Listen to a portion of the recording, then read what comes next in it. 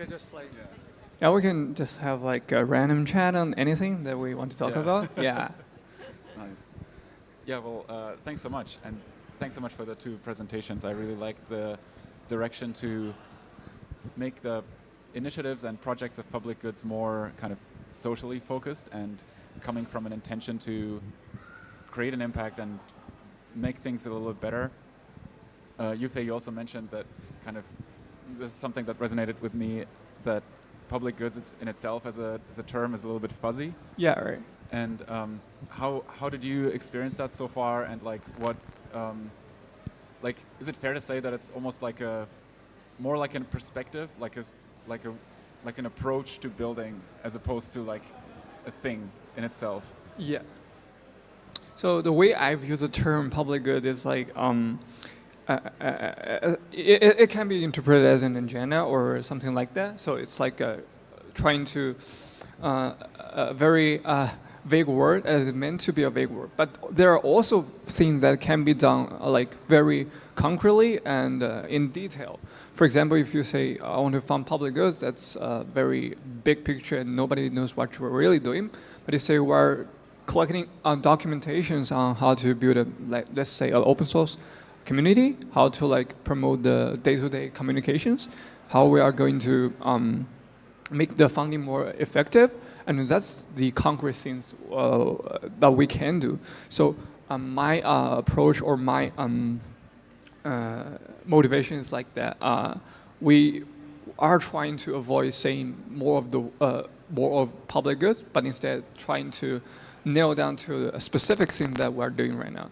So yeah, so public goods is also it's an approach and the thing we're doing, but in terms of practice, we can like use like less vague words and more concrete words to describe it. Yeah. Yeah, cool, interesting. Have you or what? Oh, okay. I think it's on. I might just have to. Andre has to shout, just to shout a little bit.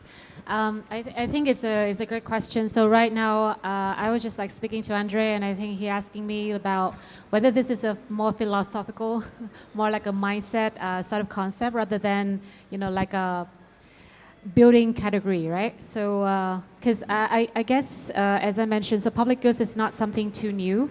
I think it's like just trending recently with Web3 due to the idea that basically right now it's not just going to be, I think like with the traditional public goods, it's more about the government, kind of being the big brother, giving, like feeding everyone, supporting everyone.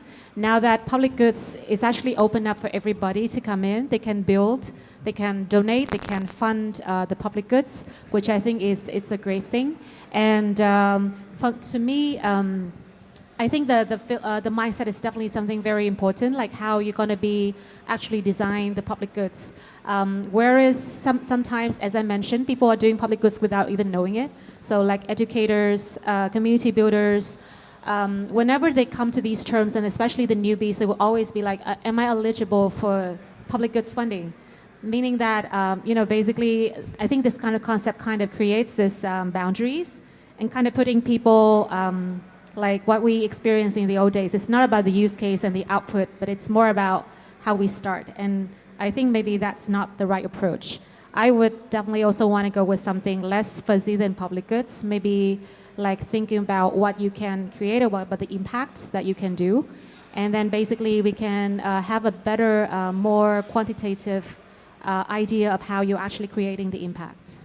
How would you give people more confidence to start with things?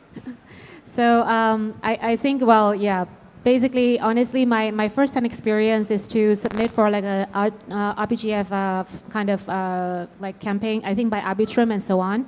And then basically, I think we also kind of look back at the way that they are doing this. And my experience is it was like so, it's not like very friendly to those who are new to the space. Like, if you're actually already in the ecosystem and you do this and you know it, then basically, of course, it's not like rocket science, right? But then it's kind of, let's say for new people who are just like starting to come in and they would just be like, oh, I want to start doing something good, something impactful for the community. And I think that's where maybe the I think that's where the confusion lies.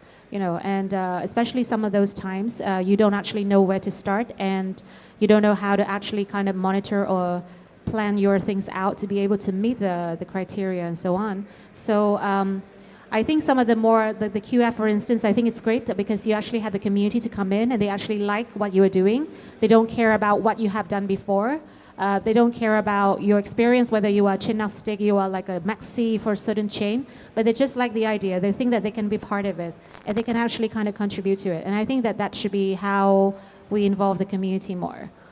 Yeah, nice, thank you. Yufei, you've seen a lot of people also outside of the developer scene kind of getting involved and starting to build things. How did that look, or like where, how would you, from your experience, describe how people kind of got attracted into the kind of building space and just generally like starting to work on things? Yeah, so you mentioned how people are get attracted. So this is another thing I think the public is really building the missing part. So still, as today in the Web3 world, most of the people joining the industry, I think largely because like monetary incentives. But within the open source world, where at least when I joined the open source world, so their like motivation was largely based on social and like honor or credit.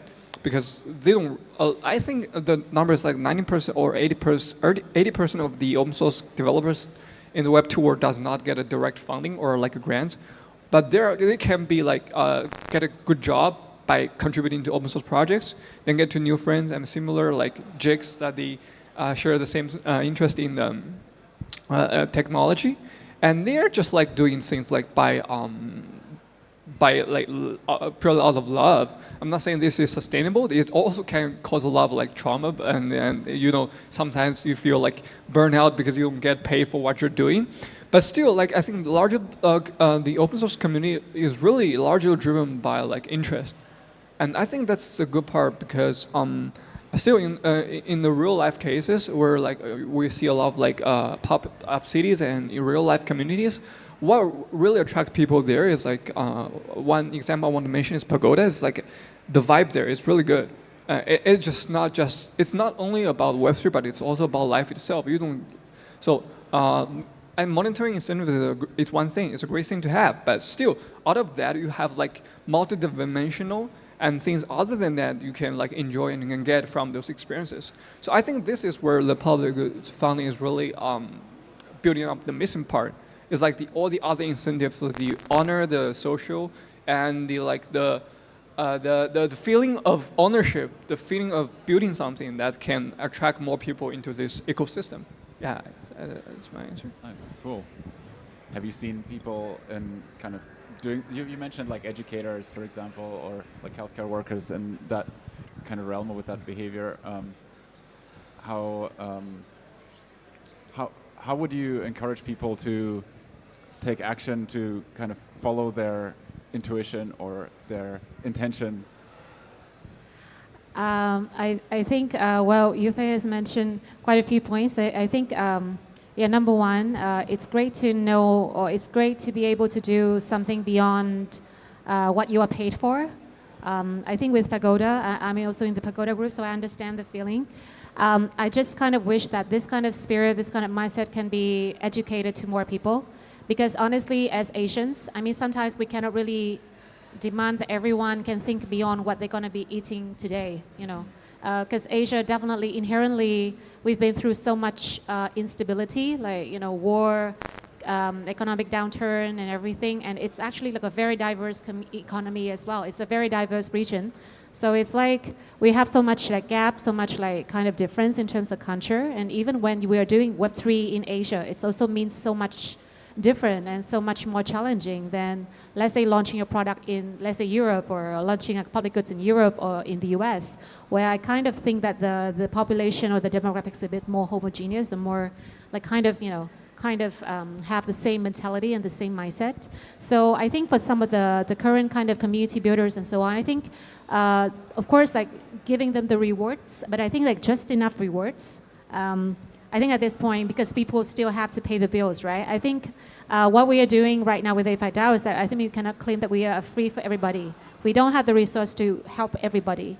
We have some certain resources to serve the people, and then we also have some certain kind of business or directions that we will need to kind of have enough resource to be able to support what we are doing.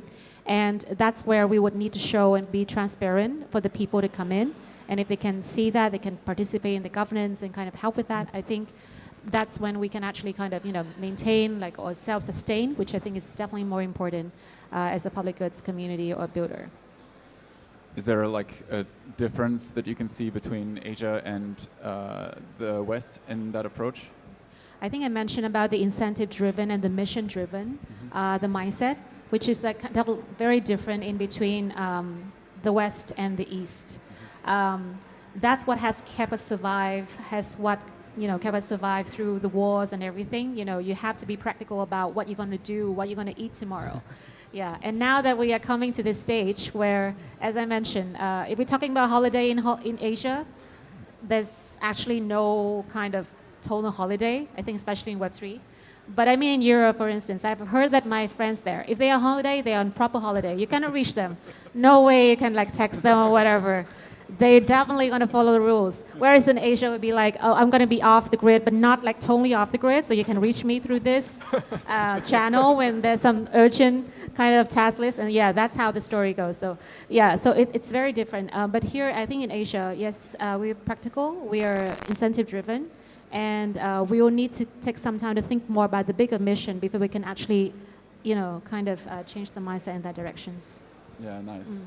That seems a bit more sustainable in some way, or is it like? In some way, yes. In some way. in what way is it not? In some way, I mean, Yufei can maybe debate or argue about this. I think in some way it's a good start for let's say for founders, right? If you have an Asian kind of founders or Asian developers or builders of the team, we would definitely have to move forward. So we would just keep moving forward, to do what it takes for the project to survive.